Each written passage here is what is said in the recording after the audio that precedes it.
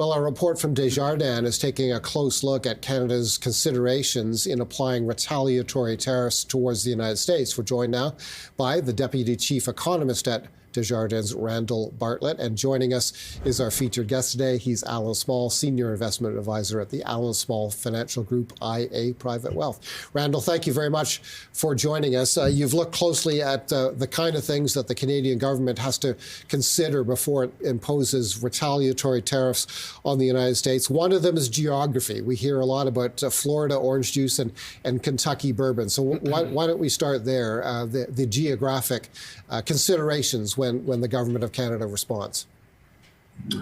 Yeah, so one of the big things that the government of Canada has to take into account is how the retaliatory tariffs are going to impact U.S. export sectors.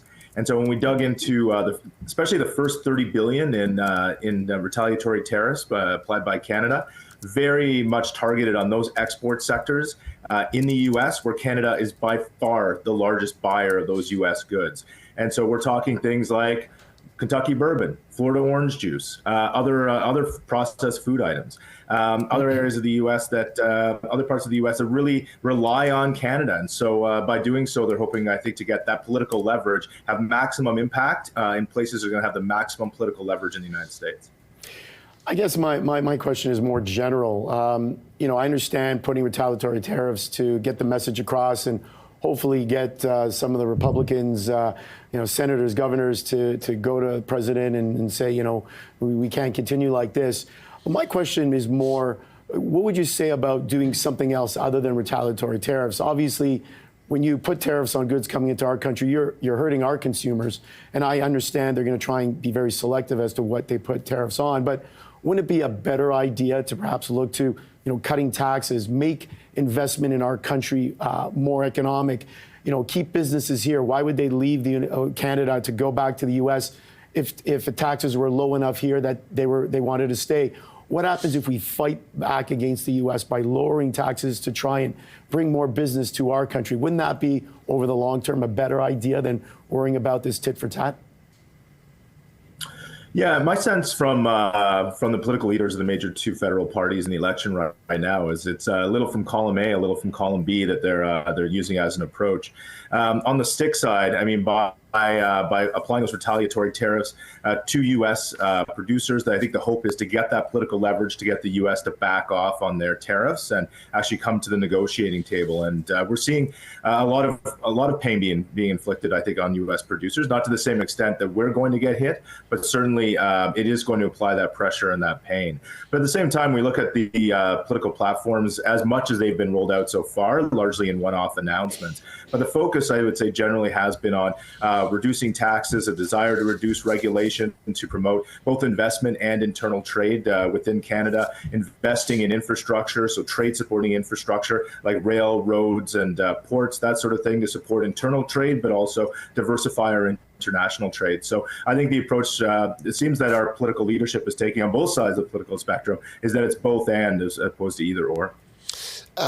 In your report on this, you have looked at you say that Canadian policymakers need to consider the effect that that Canadian tariffs on U.S. goods will have on Canadian consumers. In other words, how easy it is or difficult it is for Canadian consumers to find substitutes for American products that become much more expensive.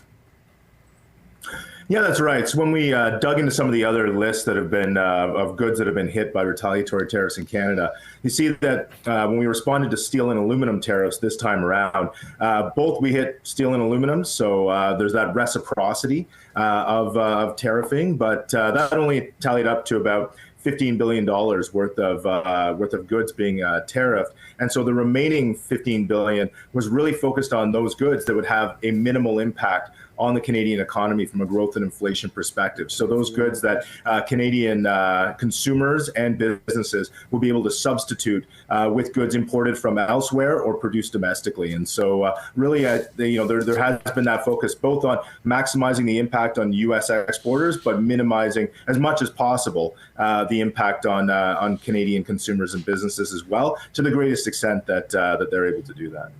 Yeah, and I guess this whole buy Canadian patriotism that we're seeing from everybody that's probably doing the work of the tariffs already. You know, it's interesting. We put tariffs, or we talk about putting more and more tariffs on goods. Is it even necessary? Because I've heard a lot talking to individual businesses. A lot of business down south is being hurt because people aren't flying to the U.S. People aren't buying U.S. goods. Perhaps that's doing the job of these retaliatory tariffs without us even having to put them on. Oh, you're definitely seeing that in the data. There's no question there at all. When we look at travel to the U.S., I mean, in February, we're back down to basically pandemic lows in terms of travel to the U.S. from Canada for vacations. When we look at, some of what's coming out of some of the associations for various sectors of the economy in the U.S., whether that's agricultural associations, whether it's manufacturers, U.S. producers are feeling this hit of less demand coming from Canada, and Canadians either looking to buy Canadian or diversifying for goods from other parts of the world as well, where folks are friendlier when it comes to trading with Canada. We're almost out of time, but my final question is, do you have a view on whether an aggressive counter-terrorist strategy is the right strategy for Canada? There are voices out there, as you know, who say the best strategy might be for Canada not to retaliate. Yeah, I mean, as an economist, when I dig into the data, it seems to me that, I mean, we are going to see growth be weaker as a result of retaliatory tariffs, but even more so, we're going to see inflation be that much higher than it would have been otherwise in the absence of those tariffs. Now that we've the federal government's removed the price on pollution, that's going to provide some relief. That's going to provide, offset some of that impact from those retaliatory tariffs. But at the end of the day, it's the country's citizens that put on the tariff that pay the tariff. So ultimately, we are going to pay the price of these tariffs.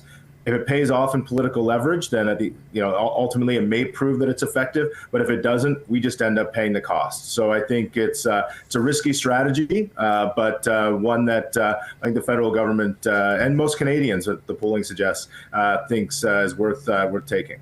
Randall, thank you very much for joining us today. Randall Bartlett is Deputy Chief